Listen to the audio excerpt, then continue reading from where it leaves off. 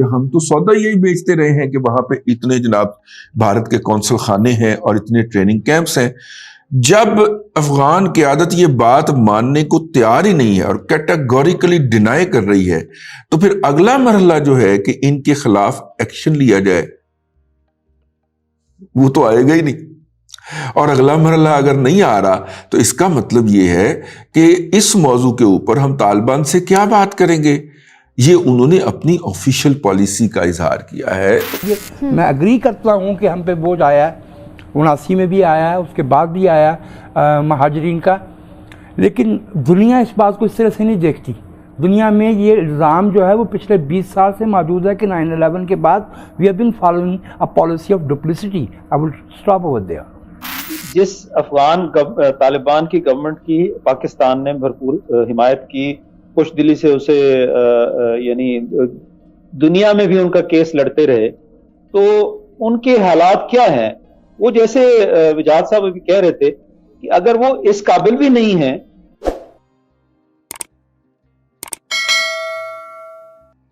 بڑی اہم خبر ہے پاکستان کے جو ہے وہ محاذ کے اوپر، جسے کیا کہنا چاہیے،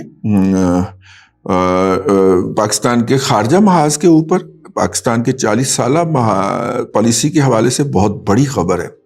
اور وہ بہت بڑی خبر یہ ہے کہ پاکستان کے ایک بہت بڑی اعلیٰ شخصیت نے ترکی میں جا کے ملاقات کی ہے دوستم سے اور نور ولی سے۔ یہ موجودہ طالبان کی اپوزیشن ہیں، اور اس کے علاوہ احمد شاہ مسعود کے بیٹے احمد مسعود سے بھی وہیں پہ کسی ملک کے اندر ملاقات ہوئی ہے۔ پچھلے دنوں یورپ کے اندر کافی زیادہ پارٹیاں موجود پائی گئی ہیں، اور کافی زیادہ پارٹیاں جو ہیں ان کی موجودگی کی خبر جناب ابصار عالم صاحب نے ایک ٹویٹ کے ذریعے فرمائی تھی، اور مطلب کہ وہاں پہ وہ جو پاکستان کی اعلیٰ شخصیات پائی گئیں ان کا کھرا جو ہے وہ جو تھا، وہ میرا مطلب ہے کہ پہنچا، تو پھر ان کا کھرا ناپتے ہوئے ابصار عالم صاحب وہاں تک پہنچ گئے، اور انہوں نے چونکہ اس میں حسین حقانی صاحب کو بھی گھسیٹ لیا تھا، تو حسین حقانی صاحب نے بھی اس بات کی تردید نہیں کی کہ وہ وہاں پہ پائے گئے۔ تو اس کا مطلب ہے کہ اس دورے کے دوران جو دوسری اہم ملاقاتیں تھیں وہ افغانستان کی اس قیادت سے تھیں جو طالبان کے ساتھ اس وقت براہ راست کانفلکٹ میں ہے، اور جس کو دنیا بھر کے این جی اوز کی سپورٹ حاصل ہے، کیونکہ ان کی موجودگی کے اندر گزشتہ 20 سال این جی او نے وہاں پہ کھلا کھیڈا ہے تے ننگا نایا۔ لیکن جو دوسری اہم بات انہوں نے کہی، یہ پاکستان کی پالیسی جو خارجہ پالیسی ہے اس کے لیے ایک بہت بڑا بلو ہے، کیونکہ ہم تو سودا یہی بیچتے رہے ہیں کہ وہاں پہ اتنے جناب بھارت کے قونصل خانے ہیں اور اتنے ٹریننگ کیمپس ہیں۔ جب افغان قیادت یہ بات ماننے کو تیار ہی نہیں ہے اور کیٹیگوریکلی ڈینائی کر رہی ہے، تو پھر اگلا مرحلہ جو ہے کہ ان کے خلاف ایکشن لیا جائے، وہ تو آئے گا ہی نہیں۔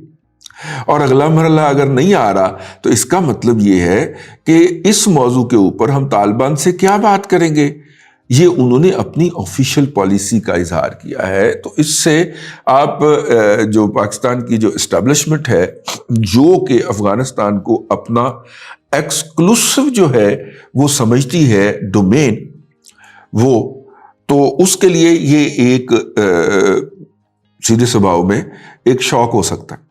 اچھا، یہ ایک عام تجزیہ، میرا تجزیہ ایسا نہیں، ٹھیک، میرا تجزیہ یہ ہے کہ اب دیکھیے نا، افغانستان کے اندر طالبان آ گئے، تو اب اگر طالبان کے خلاف مزاحمت ہوگی تو وہ مزاحمت کرنے والے جو لوگ ہوں گے ان کو اسلحہ بھی چاہیے ہوگا، ان کو کھانا بھی چاہیے ہوگا، اور اگر اس اسلحے اور اس کھانے کے لیے کہیں سے کوئی ڈالرز ملتے ہیں تو کیا حرج ہے، ٹھیک ہے۔ تو اب پہلے ہم نے جو ہے، ہم طالبان کو اپنا اسٹریٹجک ایسٹ کہہ چکی ہے ہمارے قیادت، تو اس لیے میں یہ کہنے کی جسارت کر رہا ہوں کہ پہلے ہم نے ان کو اپنا اسٹریٹجک ایسٹ ڈکلیئر کیا اور وہاں پہ موجود حکومت کے خلاف لڑایا۔ تو اب اگر وہ ہمارے کہنے سننے، میں تو کہتا ہوں اگر وہ ہمارے کہنے سننے میں ہوتے ہی، اب تو نہیں ہے، یا کم از کم پارشلی تو نہیں ہے، تو اگر وہ ہوتے بھی تو پھر بھی ہم نے یہی کرنا تھا، لیکن اب تو وہ باقاعدہ ہمیں آنکھیں دکھانا شروع ہو گئے کہ بھائی ہماری طرف آپ کا کوئی بندہ نہیں ہے، آپ اپنے ملک کے اندر نہ وہ کام کریں۔ تو اگر وہ یہ کام کر رہے ہیں تو اس کا مطلب یہ ہے کہ ان کے خلاف بھی تو کسی کو مزاحمت کرنی چاہیے، ٹھیک ہے، اور ان کے خلاف ان کا بھی تو میڈیا کے اندر بڑی بڑی کہانیاں بنا کے تو ہمیں ڈسپلے کرنی چاہیے۔ تو اس کے اوپر پیسے لگتے ہیں، پائے ڈالرز لگتے ہیں۔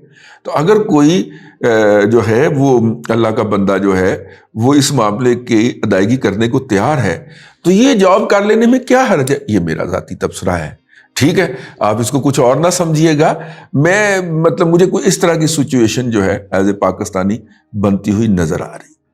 لاہور میں ہم پی ایس ایل بھگت رہے ہیں اور لاہور میں 14 جگہ ایسی ہیں جن پہ خودکش حملے کا خطرہ ہے، اور اس وقت جو ہے وہ لیتھل پاور آئے گی کیونکہ اب ان کے ساتھ بی ایل اے بھی مل گئی ہے۔ بی ایل اے بھائی جان، میری آپ سے اتنی گزارش ہے کہ بلوچستان سے 1400-1500 بچہ جو ہے وہ پنجاب یونیورسٹی کے مختلف ڈپارٹمنٹس میں پڑھنے آیا ہوا ہے، اور اس کو 100% وظیفہ دیا ہوا ہے پنجاب یونیورسٹی نے۔ نہ ان سے کوئی پڑھائی کی فیس لی جاتی ہے، نہ ہاسٹل کی فیس لی جاتی ہے، اور کھانا کھانے کے لیے ان کو پنجاب یونیورسٹی سے باقاعدہ پیسے جاری کیے جاتے ہیں۔ اگر کسی اور یونیورسٹی نے یہ گستاخی کی ہو تو کی ہو، پنجاب یونیورسٹی نے ان کی شان کے اندر کوئی گستاخی نہیں کی، ٹھیک ہے۔ اور یہ اتنی بڑی تعداد ہے، مطلب 4-5 ہزار بچے ہیں جو یہاں پہ پڑھ رہے ہیں۔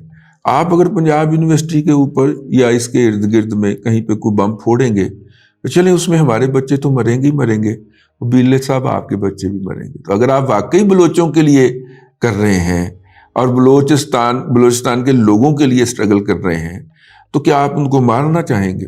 تو اس لیے میری آپ سے گزارش ہے کہ میری یہ گزارش قبول کی جائے اور اس طرح کی حرکت جو ہے وہ لاہور کیا پاکستان میں نہ کی جائے، اور اپنے ٹارگٹ آپ کلیئر رکھیں۔ عوام کو مارنے سے آپ کی مہربانی ہے، میری گزارش آپ سے ہے، آپ کے ٹارگٹ کلیئر ہونے چاہیے۔ ایسا بندوبست میں اس کو حکومت نہیں کہہ رہا، نہ وہ افغان عوام نے چنا ہے انہیں، اور نہ وہ دوحہ معاہدے کے تحت جو ہے وہ قائم ہونے والی حکومت ہے۔ وہ زبردستی کیا گیا قبضہ ہے کابل پہ، اور وہ بندوبست جو ہے جو ہمارے خلاف سرگرم گروہوں کے خلاف کارروائی کرنا تو ایک طرف، اس کا ایکسپریشن آف انٹینٹ بھی دینے کو تیار نہیں ہے۔ آپ انڈائریکٹلی میں افغان طالبان کے بارے میں یہ بات کر رہا ہوں کہ بھائی آپ اس قابل نہ بھی ہوں، آپ کو اس کی مذمت کرنے میں کیا تکلیف ہے؟ آپ کو یہ کہنے میں کیا تکلیف ہے کہ ہم جو ہے وہ ان کے خلاف آپریٹ کریں گے؟ Where you can.